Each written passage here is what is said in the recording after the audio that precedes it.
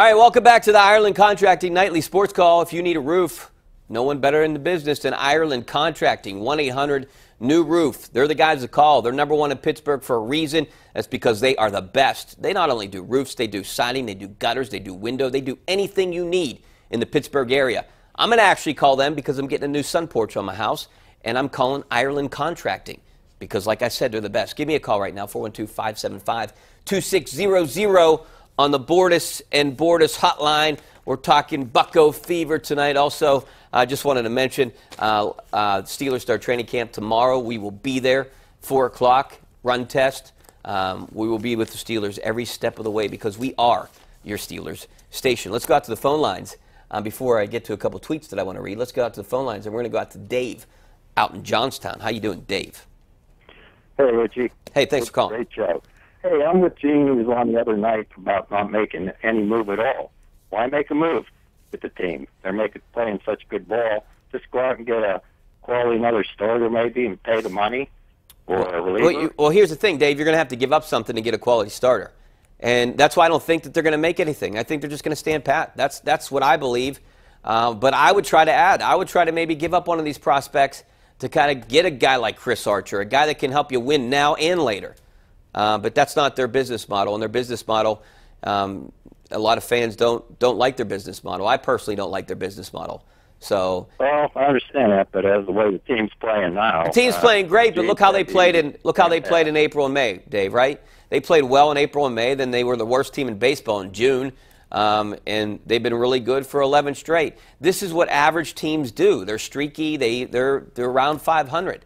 You got to do something to be better than an average team. That's doing pretty good. Yeah, and I think that you're going to have to make some moves to get kind of over this hump right now and to be a dominant team. Because look who you have ahead of you in the Central Division. I mean, you got the Cubs, the Brewers. I mean, even the Cardinals are right there, and that's a team that's not going to be behind the Pirates for long. That's their team in St. Louis. That's a team that they put a lot of money into, and believe me, if they want to win, they're going to go out and spend some money. And I still go back to just the Pirates are penny pinchers, and you can't be penny pitchers and expect to win every year. You got to go out and spend some money. At least be average. At least be not $50 million below the average salary, major league payroll. You got to be better than that. I understand that part with the management being cheap on paying a player or getting a player. Yeah, I'm really excited. But I'm really excited. But I still know a lot of fans out there, a lot of my friends, a lot of people I associate with or talk to on the streets. They're not supporting this team. They still refuse to go to games, and I get where they're coming from. They'll watch them on TV, and they just don't. They don't like the owner.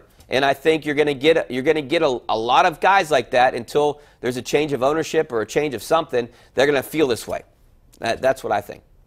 I appreciate the call. Thanks for calling from Johnstown. Actually, Golf Jerk just tweeted me. He said, good for them, but the Pirates could win 20 in a row, and I still won't watch. They can't win anything of significance with their business model, and that's what I was just talking about. They have a bad business model. It's a good business model for Bob Nutting, but it's not a good business model for Pirates fans, and that's the big issue right now. Let's go out to Bill out in Greensburg. How you doing, Bill? Hey, Rich. How you doing? Good. Thanks for calling. I don't like the owner either, but I support the Pirates. Yeah. My thing is, I called you at the All-Star break. I don't know if you remember the conversation. I said if they win 7 out of 10, they're right in the thick of the wild card. You guys keep talking about Milwaukee. They're only 3 back in the loss column with Milwaukee. They're right there.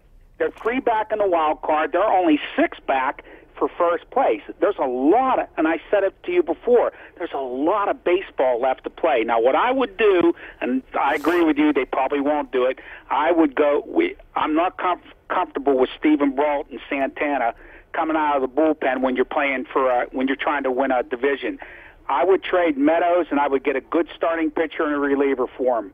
But don't give up on this team. That might surprise you, Rich. Yeah, I'm not giving up on them. And I really was never giving up on them. It's kind of like I think we give up on the ownership and the front office because we know they're doing it with a Big Lots budget. That's the kind of thing. I mean, you can't expect to get something from Nordstrom's and paying Big Lots kind of money. It just doesn't happen. And that's where the Pirates are. They're competing with Nordstrom and they're Big Lots. And every once in a while you'll find something good out of Big Lots, but not all the time. And not to say anything bad about Big Lots. I go in there every once in a while. It's a great store, but it's not Nordstrom's. And look, I compare it, my analogy is a restaurant. You know, if a restaurant continues to serve bad food and you like the view and you like the restaurant and you like the people there, you're not going to go back, right? I don't want to go back for bad food. Well, you're getting good food right now, but will that continue? That's the big question mark, and I think a lot of fans are just uneasy because they don't believe the ownership. They don't believe the front office. And frankly, I don't either. You know, they try to spin everything. It's hard for me to buy into it. I want them to win more than anyone out there. Trust me in this. But, you know, I hope they do. I really do. But I don't think you have a good winning business model for fans if you don't spend any money, if you don't try to, you know, take a gamble and go out and get someone that gets some fans excited. Man, if they went out and got someone like Archer or DeGrom, that's not going to happen. But if they did, imagine what this fan base would do. They'd be back on board. That's not going to happen, though. All right, back out to the phone line. Let's go out to Jerry in Hempfield. How you doing, Jerry? Hey, Rich, you know, you're talking about who would they trade or what would they do to maybe pick somebody up. You know what? But they have over $50 million clear money right now sitting on the sidelines. And I'm sure if they went to a team, they could probably just buy a pitcher. I think it's more than $50 million. You're talking about the $20 million they saved with McCutchen and Cole, too. Now you're at $70 million.